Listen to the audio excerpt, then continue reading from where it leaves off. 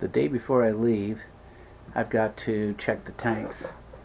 And in this cabinet, I've got a monitor, and I have a freshwater tank that holds 100 gallons, and a gray water tank that holds 75 gallons, and a black water tank that holds 50. And this is percentage, so there's 29% of 100 gallons for the freshwater. There is 63% of the gray water, which is the shower and the sinks, and then there's 42% of the 50 gallons of the poo. And I don't want to carry around, I don't want to drive to my next destination with the gray water or the poo. The water, the fresh water, the 29% of 100 gallons, I'm going to want some water on the way there and on the way, when I get there. Also, if I empty them tonight, and Jerry will we'll take a shower in the morning, so there'll be some gray water, and that'll slosh around and keep that tank clean. Same thing with the black water. So anyway, I'm going to go out here in a second and empty those tanks. Now, this is how I drain the black tank and the gray tank. And so before I go, like I said, I don't want to carry that around. I'm going to go ahead and pull this, and it's going to drain all of the black tank. Okay, and I got that done. I've spared you the visual on the black tank, but this is the sewer, and that's what they refer to as the stinky slinky. And then this is the gray water, which is the shower and the sinks, and that opens up and drains out there and drains into the sewer. And I'll empty that, and I don't have to carry around that weight.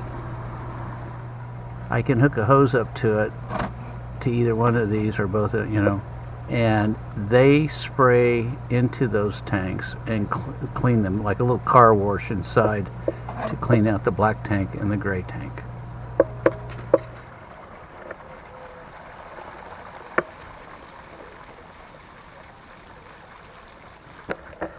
Now that that's done, I can take this hose off and I can stow that stuff away. I've got my Dr. Oz gloves for this part of the operation.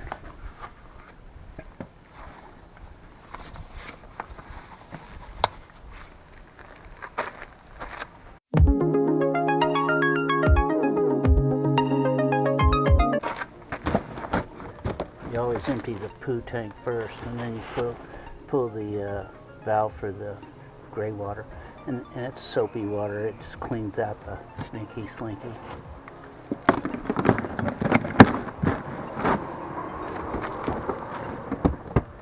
Now it's time to take off the fresh water.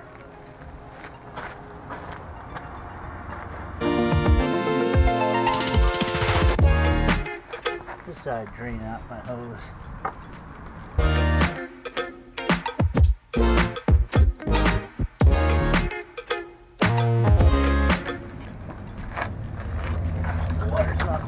Let it, just turn it upside down, let it drain out.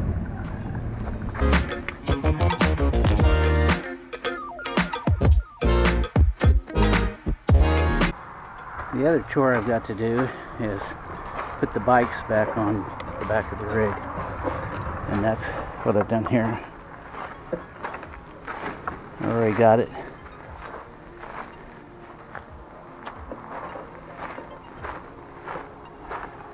Let's put the grill away and the chairs and everything else so that I'm ready for leaving in the morning. Say hi, Allie.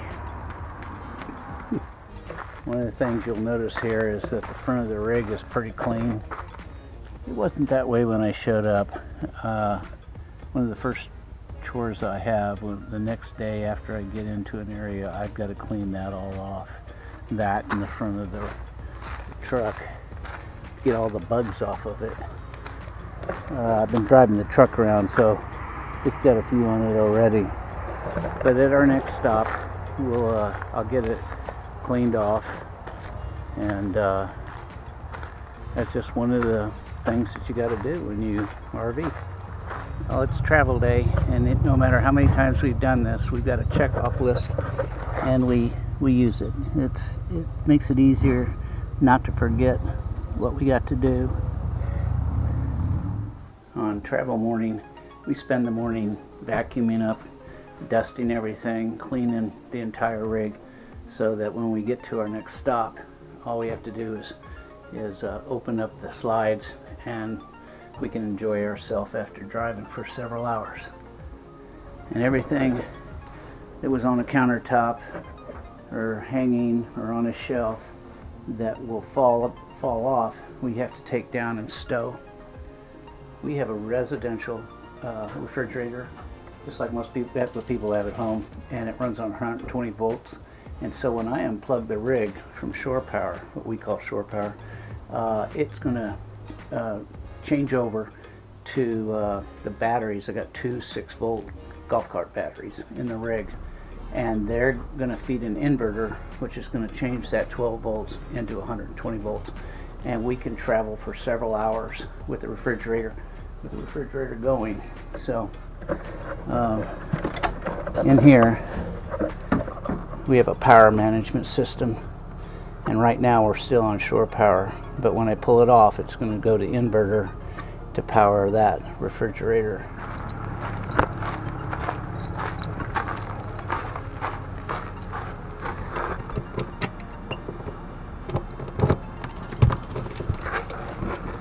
And this is the two golf cart batteries that will power the inverter that keeps the refrigerator going.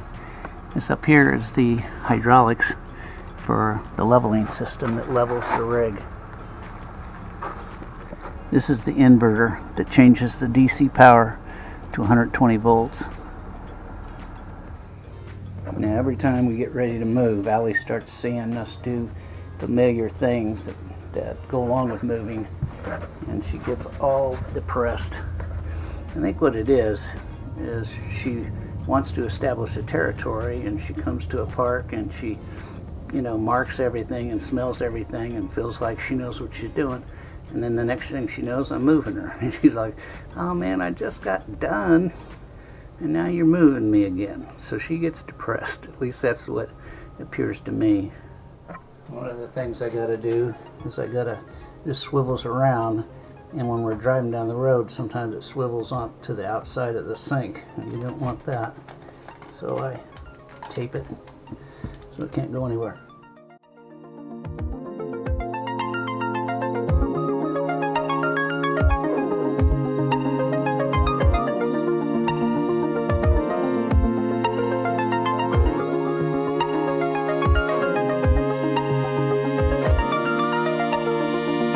Everything that can fall over is in the sink.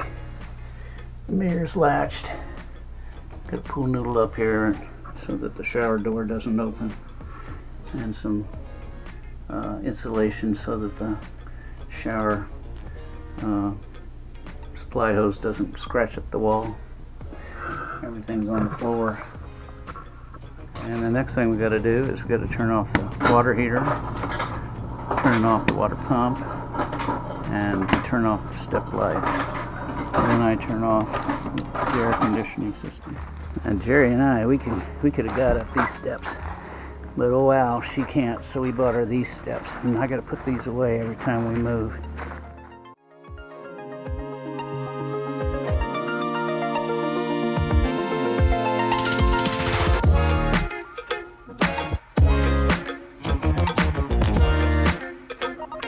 So the refrigerator is braced, the coffee bar is braced. I got a really high-tech brace on these drawers, but it works great. All the carpets have been picked up so that the slides can come in, and this one's been rolled up. And so it looks like we're ready to pull the slides in.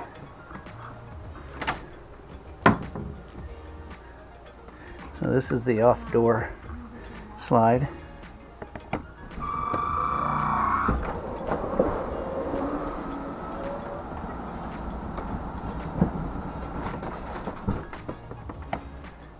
And this is the door side.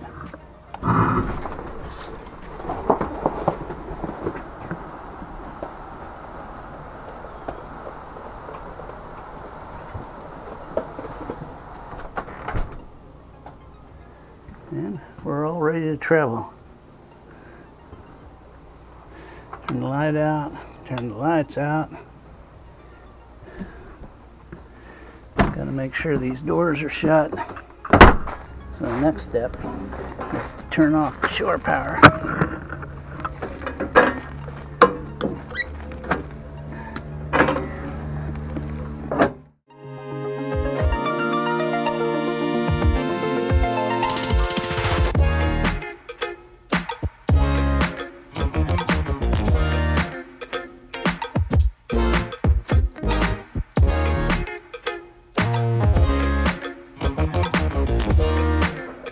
So even though the power has been disconnected from the rig and everything's off, it's gone to inverter, and you can see the refrigerator is still running.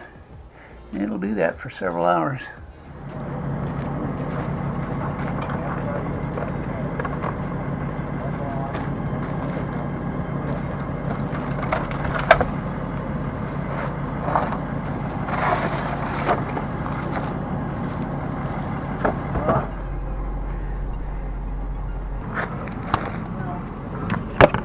Okay, next thing I gotta do is I gotta turn the gas off.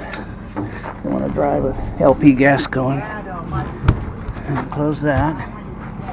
Turn this on. And I want to retract these back levelers. Now when I push these two, it will rise up to the level that it was when I unhitched it. It'll go exactly to where it was before.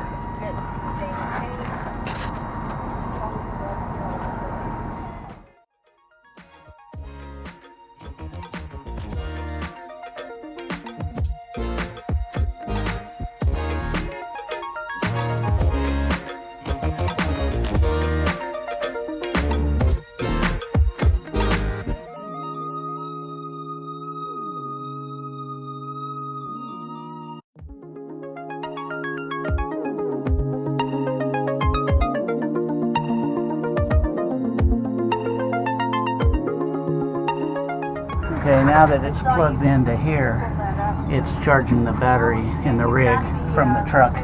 And this is the kill switch in case the trailer come undone. It would automatically put the electric brakes on.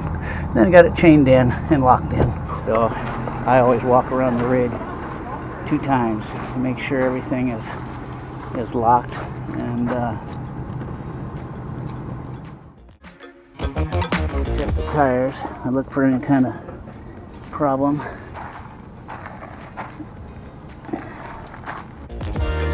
The bikes are okay. These tires look okay.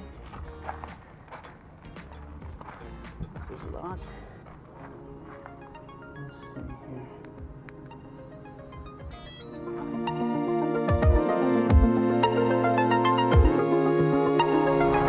You ready for a ride there, girl?